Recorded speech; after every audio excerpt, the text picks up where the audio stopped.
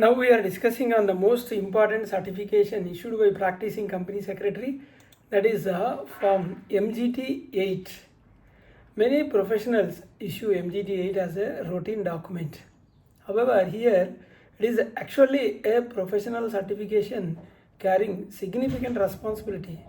Before signing, the practicing company secretary must examine the statutory registers, records, books, papers, and ROC filings to certify the correctness of the annual return and compliance under Companies Act 2013. This video we will cover what is the meaning of MGT-8, applicability, which companies are covered for issuing of this, which covered under certification of MGT-8, and what are the legal provisions under Companies Act, and each of the 18 certification clauses in MGT-8. You can see 18 clauses under section B. So those clauses we will discuss one by one, and what are the documents to verify, and what are the common mistakes generally we observe, and the practical audit tips we will discuss, and what is the liability if something goes wrong, what is the professional liability. So first of all, what is Form MGT-8? It is a certificate issued by PCS, that is a practicing company secretary, under section 92 subsection 2, read with rule 11 sub rule 2. Though the certificate, the PCS certifies annual return contains the correct facts, company complied with Companies Act 2013, and company complied with the applicable rules. This is what certification PCS is giving. So why this MGT-8 is specifically important? This is a professional certification which is relied by ROC, reliance by investors, and even banks, regulators.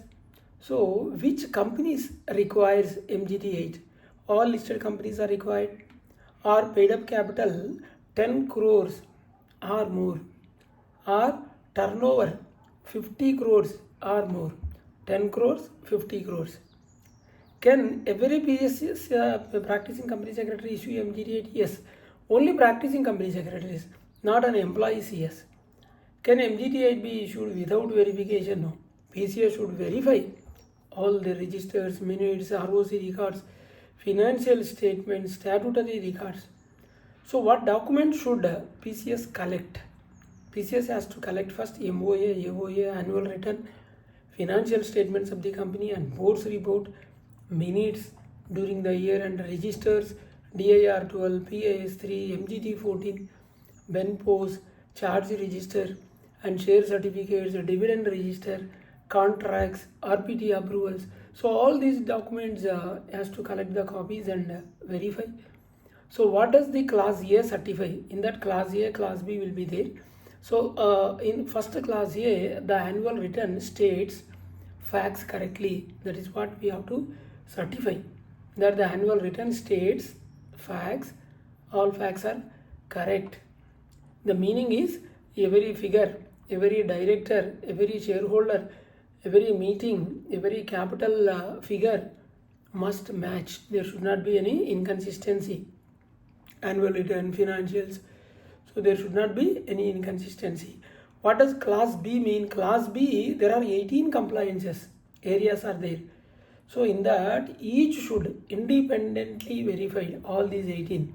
The first one talks about the status under the act, whether it is a private company, public company, section 8 company, producer company, one-person company, government company, listed company, so or a dormant company, etc.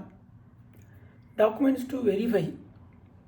What are the documents to verify? Certificate of incorporation, MOA, AOA, master data. Then these are, once you check all these documents, you will come to know the status of the company. And second clause talks about the registers. Registers, statutory register, register of members, register of directors, register of charges, register of contracts, register of loans, all the entries, time limits, authentication we need to check. And third class talks about the ROC forms during the year, whether it is a AOC 4, MGT 7, DIR 12, based on requirement. charge forms, CHG1, ADT1, CHG4 or incorporate forms. Any delay is there, any additional penalty paid, then any condonation. So all these things we have to comment on that. And issue 4 talks about the meetings, board meetings, AGM. We have to verify AGM, EGM minutes, committee meetings, notices, quorum, secretarial standards we need to check, and attendance, all the minutes. These things needs to be checked. Class 5 talks about the closure of register, purpose, book closure, record date, applicable provisions as applicable. And class 6 talk about 185. 185 talks about loans, advances, guarantees, whether it is a directors, interested entities are there, any exemptions are there. Class 7 talks about the related party transactions, section 188, audit committee, board approval, shareholder approval, ordinary course of transaction during the ordinary course, arm's length basis. All these needs to be checked. And class 8 talks about the securities. It's one of the biggest topic. Allotment, transfer of securities, transmission, split, the consolidation, or bonus issue, rights issue, buyback, reduction of capital, security certificates. So this is a big topic, needs to be checked each and everything very carefully. And class 9 talks about the pending transfers, whether it is a dividend transfer, bonus amount, rights issue amount. So whether it is a pending for transfer or investor protection. Class 10 talks about the dividend, declaration of dividend, payment of dividend, unpaid dividend, IEPF transfer, time limits needs to be checked. Then class 11 talks about the financial statements. Section 134, signing, board's report, auditors and directors' responsibility. Class 12 talks about the directors, appointment and retirement director or resignation of the director, DIN number or MBP ones, DIR 8 needs to be checked, disclosures, remuneration, KMP.